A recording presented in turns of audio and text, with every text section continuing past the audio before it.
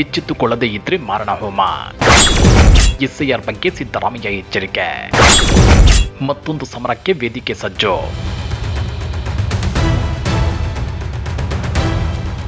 ರಾಜ್ಯ ರಾಜಕಾರಣದಲ್ಲಿ ಮತ್ತೊಂದು ಮಹಾಸಮರಕ್ಕೆ ವೇದಿಕೆ ಸಜ್ಜಾಗಿದೆ. ಮಾಜಿ ಸಿಎಂ ಸಿದ್ದರಾಮಯ್ಯ ಈಗ ನೇರವಾಗಿ ಎಲೆಕ್ಷನ್ ಕಮಿಷನ್ ಮತ್ತು ಬಿಜೆಪಿ ವಿರುದ್ಧ ತೊಡೆತಟ್ಟಿದ್ದಾರೆ. ಮೈಸೂರಿನ ಜಿಕೆ ಮೈದಾನದಲ್ಲಿ ನಡೆದ ಕೆಪಿಸಿಸಿ ಸಮಾವೇಶದಲ್ಲಿ ಸಿದ್ದರಾಮಯ್ಯ ಆಡಿರೋ ಮಾತುಗಳು ಈಗ ಇಡೀ ದೇಶಾದ್ಯಂತ ಸಂಚಲನ ಸೃಷ್ಟಿಸುತ್ತಿದೆ.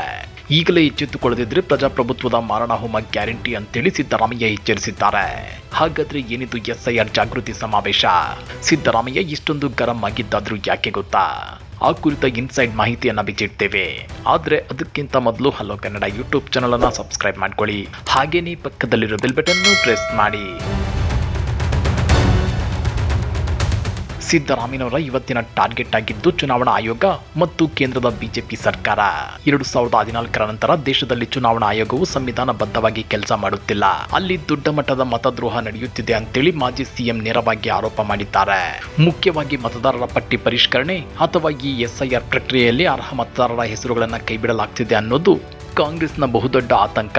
ಸಿದ್ದರಾಮಯ್ಯ ಲೆಕ್ಕಾಚಾರದ ಪ್ರಕಾರ ದೇಶದಲ್ಲಿ ಬಿಜೆಪಿಗೆ ಬಿದ್ದಿರೋದು ಕೇವಲ 36% ಮತಗಳು. ಉಳಿದ 64% ಜನ ಬಿಜೆಪಿಗೆ ವಿರುದ್ಧವಾಗಿದ್ದಾರೆ. ಈ 64% ಮತಗಳಲ್ಲಿ ಕೇವಲ 10% ಮತಗಳನ್ನ ಎಲೆಕ್ಷನ್ ಕಮಿಷನ್ ಕೈಬಿಟ್ರು ಫಲಿತಾಂಶ ಉಲ್ಟಾ ಆಗಿಬಿಡುತ್ತೆ. ನಮ್ಮಲ್ಲಿ 1000ರಿಂದ 5000 ಮತಗಳ ಅಂತರದಿಂದ ಗೆಲ್ಲುವ ಶಾಸಕರು ತುಂಬಾ ಜನರಿದ್ದಾರೆ. ಇಂತಹ ಕಡೆ 4-5 ಸಾವಿರ ವಿರೋಧಿ ಮತಗಳನ್ನ ಲಿಸ್ಟ್ನಿಂದ ಕಿತ್ತು ಹಾಕಿದ್ರೆ ಗೆಲುವು ಅಸಾಧ್ಯವಾಗುತ್ತೆ. 2024ರ ಲೋಕಸಭಾ ಚುನಾವಣೆಯಲ್ಲಿ ಬಿಜೆಪಿಯ ಸೀಟುಗಳು 303ರಿಂದ 240ಕ್ಕೆ ಕುಸಿದಿವೆ. ಈ ಸೋಲಿನ ಸೇಡನ್ನು ತೀರಿಸಿಕೊಳ್ಳಲು ಮುಂದಿನ ದಿನಗಳಲ್ಲಿ ಎಸ್ಐಆರ್ ಮೂಲಕ ಫಲಿತಾಂಶವನ್ನೇ ಬದಲಾಯಿಸಲು ಬಿಜೆಪಿ ಸ್ಕೆಚ್ ಹಾಕಿದೆ ಅಂತೇಳಿ ಸಿದ್ದರಾಮಯ್ಯ ಬಾಂಬ್ ಸಿಡಿಸಿದ್ದಾರೆ. ಇಷ್ಟಕ್ಕೆ ನಿಲ್ಲದ ಮಾಜಿ ಸಿಎಂ ಸಿದ್ದರಾಮಯ್ಯ ಆರ್ಎಸ್ಎಸ್ ಮತ್ತು ಬಿಜೆಪಿಯ ಇತಿಹಾಸವನ್ನ ಕೆದಕಿದ್ದಾರೆ.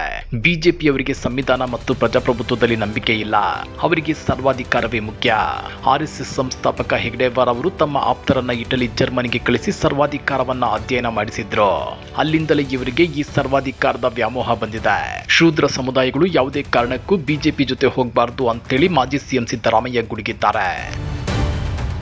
ಹಾಗಾಗಿ ಜೂನ್ 30ರಿಂದ ಜುಲೈ 29ರವರೆಗೆ ನಡೆಯಲಿರುವ ಈ 1 ತಿಂಗಳ ಎಸ್ಐಆರ್ ಕಾರ್ಯದಲ್ಲಿ ಕಾಂಗ್ರೆಸ್ನ ಎಲ್ಲ ಹಾಲಿ ಮಾಜಿ ಶಾಸಕರು, ಸಂಸದರು ಮತ್ತು ಕಾರ್ಯಕರ್ತರು ಹದ್ದಿನ ಕಣ್ಣಿಡಬೇಕು, ಅಲರ್ಟ್ ಆಗಿರಬೇಕು ಅಂತ ಖಡಕ್ ಸೂಚನೆ ಕೊಟ್ಟಿದ್ದಾರೆ.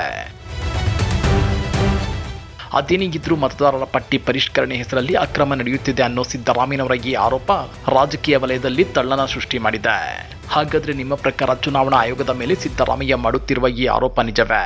ಮತದಾರರ ಪಟ್ಟಿ ಪರಿಷ್ಕರಣೆಯಲ್ಲಿ ನಿಜಕ್ಕೂ ಮೋಸ ನಡೆಯುತ್ತಿದೆಯೇ? ನಿಮ್ಮ ಅನಿಸಿಕೆಯನ್ನ ಕೆಳಗೆ ಕಮೆಂಟ್ ಮಾಡಿ ತಿಳಿಸಿ. ಹಾಗೇನೇ ವಿಡಿಯೋ ಇಷ್ಟ ಆದ್ರೆ ಲೈಕ್ ಮಾಡಿ, ಶೇರ್ ಮಾಡಿ. ನಮ್ಮ ಚಾನಲ್ಗೆ ಸಬ್ಸ್ಕ್ರೈಬ್ ಆಗೋದನ್ನ ಮರಿಬೇಡಿ. ಜೈ ಹಿಂದ್, ಜೈ ಕರ್ನಾಟಕ.